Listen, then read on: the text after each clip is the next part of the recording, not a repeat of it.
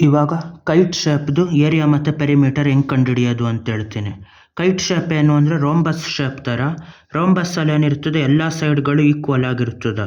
ಆದರೆ ಕೈಟ್ ಶೇಪಲ್ಲಿ ಕೆಳಗಿರೋ 2 side equal ಆಗಿರಬೇಕು, ಮೇಲಿರೋ 2 ಸೈಡ್ ಈಕ್ವಲ್ ಆಗಿರಬೇಕು. ಅದು ಕೈಟ್ ಶೇಪ್ ಆಗಿರ್ತದೆ. ಇದ್ರದ್ದು ಪೆರಿಮೀಟರ್ ಯಾವ ಥರ? ಪೆರಿಮೀಟರ್ ಅಂದರೆ ಬೌಂಡ್ರಿ ಲೆಂತು. ಮಾಮೂಲಿ ಎಲ್ಲ ಬೌಂಡ್ರಿ ಲೆಂತ್ ಕೂಡಿದ್ರೆ ಇದಾಯ್ತದೆ 2 + 2 + 5 + 5 5 + 5 10, 2 + 2 4 4 10 14 ಯೂನಿಟ್ಗಳು. ಅದೇ ಥರ ಇನ್ನೊಂದು ಕೈಟ್ ತೆಗೆದ್ರೆ, ಈ ಕೈಟಲ್ಲಿ ಏನಂತ ಕೊಟ್ಟವ್ರು, ಇಲ್ಲಿ 3 ಈ ಸೈಡ್ ಲೆಂತ್ಗಳು, ಇನ್ನೆರಡು ದೊಡ್ಡದು 7 ಅಂತ ಕೊಟ್ಟವ್ರೆ. ಇವಾಗ ಎಷ್ಟಾಗಿರ್ತದೆ ಪೆರಿಮೀಟ್ರು? ಇದು ಅಷ್ಟೆ, 3 + 3 + 7 + 7. 3 + 3 ಎಷ್ಟು? 9. ಅದೇ ಥರ 7 + 7 14, 14 9 23 ಯೂನಿಟ್ಟು. ಅದೇ ಥರ ಇನ್ನೊಂದು ಕೈಟ್ ಕೊಟ್ಟವ್ರೆ. ಈ ಕೈಟಲ್ಲಿ ಏನಂತ ಕೊಟ್ಟಿರ್ತಾರೆ, ಈ ಥರ ಒಂದೊಂದು ಸೈಡ್ ಲೆಂತ್ಗಳು ಏನಂತ ಕೊಟ್ಟವ್ರೆ, 1 ಯೂನಿಟ್ಟು, ಇದೆರಡು 3 ಯೂನಿಟ್ಟು. ಅದನ್ನು ಸಿಂಪಲ್ಲಾಗಿ ಏನು ಬರಿಬೋದು, 2 ಟೈಮ್ಸ್ ಆಫ್ ನಾನ್ ಅಡ್ಜಸೆಂಟ್ ಸೈಡ್ಗಳು ಕೂಡೋದು ಅಂತ 1 + 3 ಅಂತ ಬರಿಬೋದು. ಇಲ್ಲ 2 ಟೈಮ್ಸ್ ಆಫ್ 4 8 ಅಂತ ಆಯ್ತದೆ. ಇಲ್ಲ ಇದು ಬೇಡ ಅಂದರೆ ಡೈರೆಕ್ಟಾಗೇ ಬರಿಬೋದು ಈ ಥರ. ಯಾವ ಥರ? 1 + 1 + 3 + 3. ಈ 3ನ 1ನ 2 ಸತಿ ಕೂಡಿರೋದ್ರಿಂದ 2 ಟೈಮ್ಸ್ ಆಫ್ 1 + 3 ಅಂತ ಬರೆಯೋದಾಯ್ತದೆ ಅಷ್ಟೆ. ಇವಾಗ ಇದ್ರದ್ದು ಏರಿಯಾ ಹೆಂಗೆ ಕಂಡುಹಿಡಿಯೋದು ಅಂತ ಮಾಡಬೇಕು. ಕೈಟ್ದು ಯಾವ ಥರ? ಡಯಾಗೋನಲ್ 1 ಡಯಾಗೋನಲ್ 2 ಕೊಟ್ಟಿರ್ತಾರೆ. ಇದನ್ನು ರೆಕ್ಟಾಂಗಲ್ ಒಳಗಡೆ ಹಾಕಬೇಕು. ಈ ಲೈನಿಗೆ ಪ್ಯಾರಲಲ್ ಆಗಿ, ಈ ಲೈನ್ಗೆ ಪ್ಯಾರಲಲ್ ಆಗಿ, ಡಯಾಗೋನಲ್ಗೆ ಪ್ಯಾರಲಲ್ ಆಗಿ, ಈ ಟಚ್ ಆಗೋ ಥರ, ಈ ಟಚ್ ಆಗೋ ಥರ, ಅದೇ ಥರ ಮೇಲೆ ಕೆಳಗೆ ಟಚ್ ಆಗೋ ಥರ ಈ ಡಯಾಗೋನಲ್ ಪ್ಯಾರಲಲ್ ಆಗಿ ಹೊಡಿಬೇಕು ಇದನ್ನು. ಇವಾಗ ರೆಕ್ಟಾಂಗಲ್ ಆಯಿತು. ಈ ರೆಕ್ಟಾಂಗಲಲ್ಲಿ ಡಯಾಗೋನಲ್ ಏನಾಗಿರ್ತದೆ, ಈ ಡಯಾಗೋನಲ್ಲು ಈ ಲೆಂತ್ಗೆ ಈಕ್ವಲ್ ಆಗಿರ್ತದೆ. ಈ ಅಡ್ಡ ಇರೋ ಡಯಾಗೋನಲ್ ಎರಡನೇದು ಬ್ರೆಡ್ತ್ಗೆ ಈಕ್ವಲ್ ಆಯ್ತದೆ. ಅಲ್ಲಿಗೆ ಈ ರೆಕ್ಟಾಂಗಲ್ ಏರಿಯಾ ಎಷ್ಟು? ಏರಿಯಾ ಆಫ್ ರೆಕ್ಟಾಂಗಲ್ ಏರಿಯಾ ಎಷ್ಟು? Length times of breadth.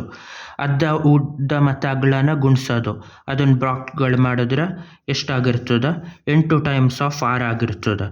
ಯಾಕೆಂದರೆ ಈ ಥರ ರೆಕ್ಟಾಂಗಲಲ್ಲಿ ಹಿಂಗೆ 8 ಬ್ಲಾಕ್ಗಳು, ಹಿಂಗೆ 6 ಬ್ಲಾಕು, ಅಷ್ಟನ್ನು ಕೂಡಿದ್ರೆ 8 ಟೈಮ್ಸ್ ಆಫ್ 6 48 ಸ್ಕ್ವೇರ್ ಯೂನಿಟ್ ಆಯ್ತದೆ. ಅದೇ ಥರ ಈ ರೋಂಬಸ್ದು ಕೈಟ್ದೆಷ್ಟು ಅಂದರೆ ಏರಿಯಾ, ಈ ಕೈಟ್ದು ಹಾಫು ಅದರಲ್ಲಿ. ಯಾಕೆಂದರೆ ಇಷ್ಟಪ್ಪ ಬಾಕ್ಸ್ ತೆಗೆದ್ರು ಈ ಟ್ರಯಾಂಗಲ್ಲು ಆ ರೆಕ್ಟಾಂಗಲಲ್ಲಿ ಅರ್ಧ ಇರ್ತದೆ.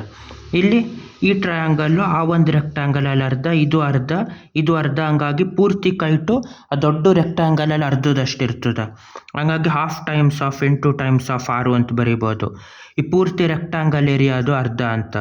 2 1 2 4 4 1 4 4 6 24 24 ಸ್ಕ್ವೇರ್ ಯೂನಿಟ್ ಆಯ್ತದೆ. ಅದೇ ಥರ ಇನ್ನೊಂದು ಕೈಟ್ ತೆಗೆದ್ರೆ, ಈ ಕೈಟಲ್ಲಿ ಏನಂತ ಕೊಟ್ಟವ್ರೆ, ಒಂದು ಡಯಾಗೋನಲ್ನ 5 ಯೂನಿಟ್ ಅಂತ ಕೊಟ್ಟವ್ರೆ. ಅದೇ ಥರ ಇನ್ನೊಂದು ಡಯಾಗೋನಲ್ನ 12 ಯೂನಿಟ್ ಅಂತ ಕೊಟ್ಟವ್ರೆ. ಇವಾಗ ಇದ್ರದ್ದು ಏರಿಯಾ ಎಷ್ಟು ಅಂತ ಕಂಡುಹಿಡಿಬೇಕು. ಇದು ಅದೇ ಥರ ಒಂದು ರೆಕ್ಟಾಂಗಲ್ ಒಳಗಡೆ ಹಾಕ್ಬೇಕು ಇದನ್ನು. ಈ ಡಯಾಗೋನಲ್ಗೆ ಪ್ಯಾರಲಲ್ ಆಗಿ ಇದೊಂದು ಲೈನ್ ಬರಿಬೇಕು. ಅದೇ ಥರ ಈ ಡಯಾಗೋನಲ್ ಪ್ಯಾರಲ್ ಆಗಿ ಇದೊಂದು ಲೈನ್ ಟಚ್ ಆಗೋ ಥರ ಇದೊಂದು ಲೈನು. ಇದೊಂದು ರೆಕ್ಟಾಂಗಲ್ ಒಳಗಡೆ ಹಾಕಿದಾಗ ಈ ರೆಕ್ಟಾಂಗಲ್ದು ಅರ್ಧ ಇರ್ತದೆ. ಯಾಕಂದರೆ ಈ ಟ್ರಯಾಂಗಲ್ಲು ಈ ದೊಡ್ಡ ರೆಕ್ಟಾಂಗಲಲ್ಲಿ ಅರ್ಧ, ಈ ಟ್ರಯಾಂಗಲ್ ಸಮ ಇರ್ತದೆ. ಇಲ್ಲ ಈ ರೆಕ್ಟಾಂಗಲ್ ಅರ್ಧದಷ್ಟು, ಈ ರೆಕ್ಟಾಂಗಲ್ ಅರ್ಧದಷ್ಟು, ಈ ರೆಕ್ಟಾಂಗಲ್ದು ಅರ್ಧ ಏರಿಯಾ ಇರ್ತದೆ. ಹಂಗಾಗಿ ಪೂರ್ತಿ ರೆಕ್ಟಾಂಗಲ್ದು ಏರಿಯಾ ಎಷ್ಟಾಗಿರ್ತದೆ ಅಂದರೆ, area of rectangle length times of breadth 5 times of 12 ಆಗಿರ್ತದೆ. 5 ಲೆಂತ್ 12, ಬ್ರೆಡ್ತ್ 5 ಆಗಿರ್ತದೆ ರೆಕ್ಟಾಂಗಲ್ದು. ಈ ರೆಕ್ಟಾಂಗಲ್ದು ಏರಿಯಾ ಹೆಂಗೆ ಕಂಡುಹಿಡಿಯೋದು ಅಂದರೆ, ಈ ಥರ 12 ಅಂದರೆ ಹಿಂಗೆ 12 ಇದು ನೋಡಿಬೇಕು, ಹಿಂಗೆ 5 ಇದು ನೋಡಿಬೇಕು. ಅವಾಗ ಎಷ್ಟಾಯ್ತದೆ? 5 ಟೈಮ್ಸ್ ಆಫ್ 12 60 ಸ್ಕ್ವೇರ್ ಯೂನಿಟ್ ಆಗಿರ್ತದೆ ರೆಕ್ಟಾಂಗಲ್ ಏರಿಯಾ. ಕೈಟ್ದು ಏರಿಯಾ ಎಷ್ಟು? ಅರ್ಧದಷ್ಟು, ಹಾಫ್ ಟೈಮ್ಸ್ ಆಫ್ ಇದ್ರದ್ದು 5 ಟೈಮ್ಸ್ ಆಫ್ 12 ಆಗಿರ್ತದೆ. ಈ ರೆಕ್ಟಾಂಗಲ್ದು ಏರಿಯಾ ಅದು ಅರ್ಧ ಆಗಿರ್ತದೆ. ಇಲ್ಲ ಅದು ಅರ್ಧ times of diagonal 1 times of diagonal 2 ಆಗಿರ್ತದೆ. 2 1 2 6 6 5 30 ಸ್ಕ್ವೇರ್ ಯೂನಿಟ್ ಆಯಿತು. ಅದೇ ಥರ ಲಾಸ್ಟ್ ಇನ್ನೊಂದು ಕೈಟ್ ತೆಗೆದ್ರೆ ಅದರಲ್ಲೂ ಇದೇ ಥರ ಆಗಿರ್ತದೆ. ಈ ಕೈಟಲ್ಲಿ ಏನಂತ ಕೊಟ್ಟವ್ರೆ, ಈ ಡಯಾಗೋನಲ್ಲು ಬರೀ 2 ಯೂನಿಟ್ ಅಂತ ಕೊಟ್ಟವ್ರೆ. ಅದೇ ಥರ ದೊಡ್ಡ ಡಯಾಗೋನಲ್ನೇನಂತ ಕೊಟ್ಟವ್ರೆ, 5 ಯೂನಿಟ್ ಅಂತ ಕೊಟ್ಟವ್ರೆ.